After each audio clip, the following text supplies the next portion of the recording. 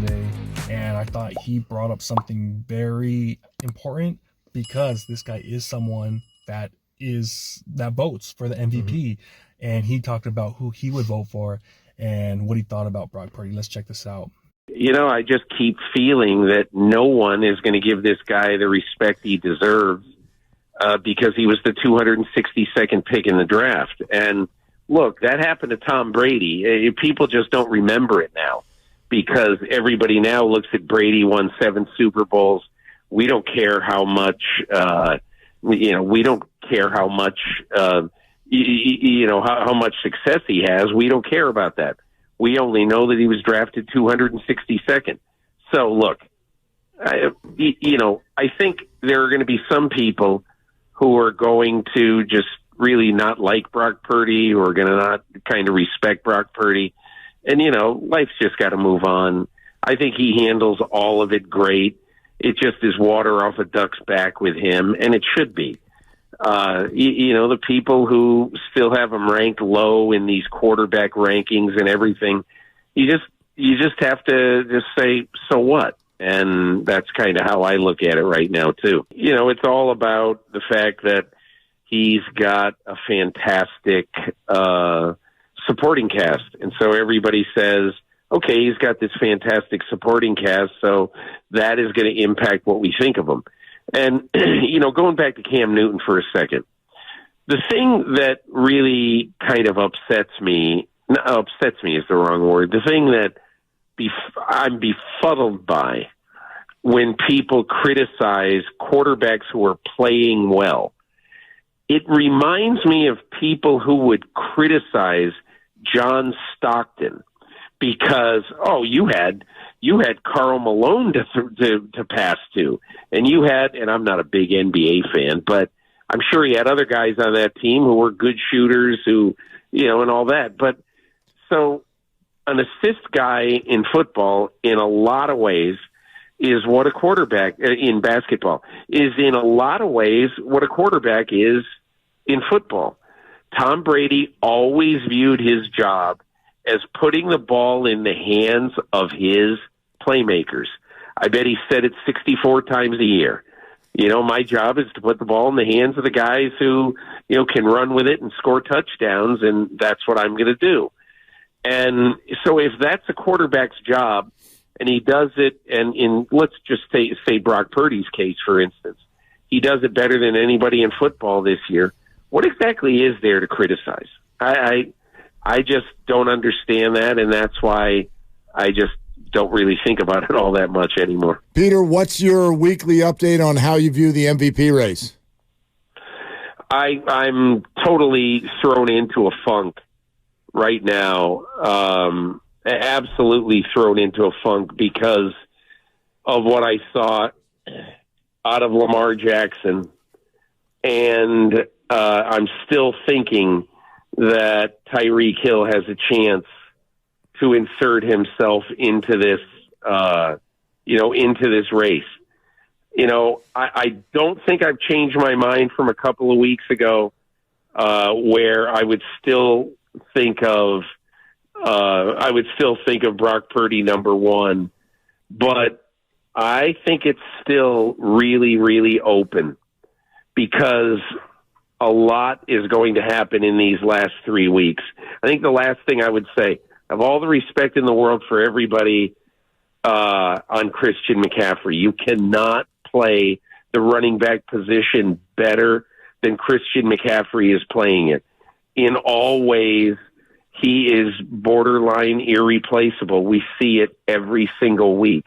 And now that he's at 1,800 yards and he's clearly going to end up, barring injury, way north of 2,000 yards from scrimmage, I don't blame people for saying that he should be in the race. I think this is really going to come down to the wire. That's my feeling.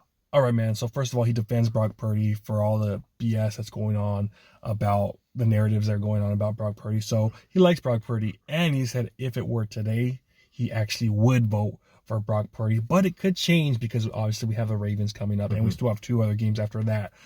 But knowing that, man, if he does do his thing this week, knowing that we got one vote for Purdy, Yeah. what do you think, man? It's like the election 2024, man. It looks like right now we have one guy leaning one way. So what do you think? I think, yeah, just like how you said, I think this weekend's gonna be really telling a lot because right now I would say it's split in half because there's a lot of people who are like, man, they're really a Purdy fan. They're impressed with what he does. Even if some of them are haters, they're like, oh man, he is playing good. And so we have that side, but then the other side is just like out of nowhere. It's the Dak Prescott fans who are now turning to Lamar Jackson fans, and then who are just like, oh, this guy, like he has so many weapons. So it's a little bit split in half. So the fact that I believe this guy is like defending Purdy and that he has a shot at winning MVP, in my opinion, my top three would be Purdy, McCaffrey, and Tyreek Hill. But we all know Tyreek Hill's not winning, especially with him not playing this over the weekend. And so it would really be between McCaffrey and Purdy, but it's a quarterback award. So Purdy's pretty much the front runner after Jalen and Dak losing. And then Lamar shouldn't even be in the conversation. They're just spinning the narrative because they just don't like Purdy. Yeah, I hear what you're saying. I think for the national media, it's right now, because last week it was Prescott, Purdy. Now it's Lamar, Purdy. So it's good that we got one vote, because I know there's a lot of guys out there. Because I know one guy that votes, I believe, is Florio. And Florio, I do not think he's going to vote for Purdy no matter what. I just don't think he's going to vote for Purdy. I think, remember we've heard him, he's the one that pretty much said like Brock Turdy and all this stuff, you know. So he's pretty much said stuff like that. So I don't think he's going to be voting for Purdy at all. But it's good to have one vote, you know, that looks like if he does his thing, he's going to be voting for him. So it's going to be crazy. I think this might be one of the closest awards out there, that because I think Patrick Mahomes, would he get like 57 or 40 something votes, 47 votes last time, so it was like a unanimous pretty much walk away. But for some reason people have that mindset of, oh, this guy's small, this guy can't do it, if anyone could do it, it's a system quarterback, and it pisses me off. But it is what it is, man. I just hope he doesn't get screwed because of these damn narratives that are going around. But I'm glad that Peter King actually has some sense.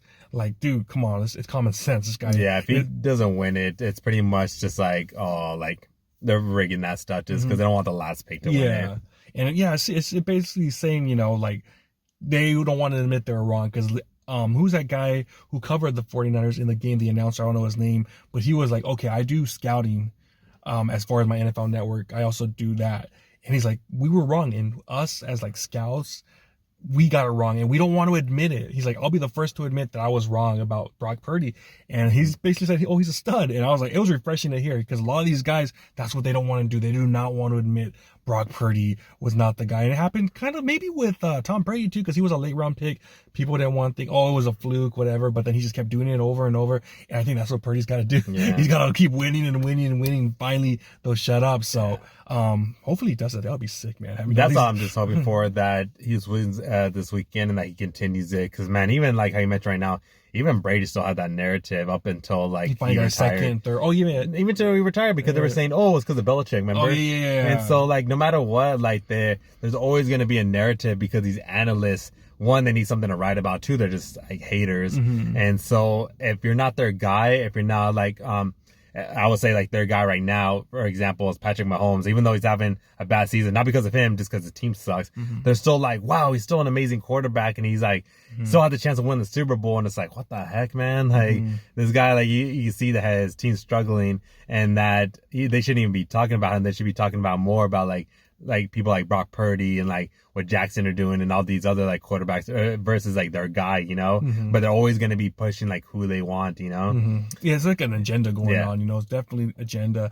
And maybe also, I said this in the last video, it's kind of like that West Coast bias, you know, where they just kind of, they freaking hate the West Coast teams. And because most of those writers, let's be real, they're all from the East Coast, man. So they're all used to they live over there in New York and all that, and we're all the way over here. So in California, so whatever. It's not, they don't watch as many games, you know. They go to bed early and whatnot. So it seems like it's that. If he played for the New York Jets, oh my gosh, they'd all be salivating over him. Yeah. The only one I'll give credit for is Rich Eisen, because he's over there in New York, and he's always like, dude, Brock Purdy, this guy, he would be my pick if I had a vote. So there's guys out there in the media that are trustworthy, but other guys, you know, it's just like, I don't know, just hater after hater after hater. So hopefully we got a fair election going on here, man. Nothing's really good. Unfortunately, I think he just got to at least win out or try to win out and play good. Yeah, this game's going to be key. Because if he loses this game right here against the Ravens, they're going to give it to Lamar. Yeah. It's over. It's over.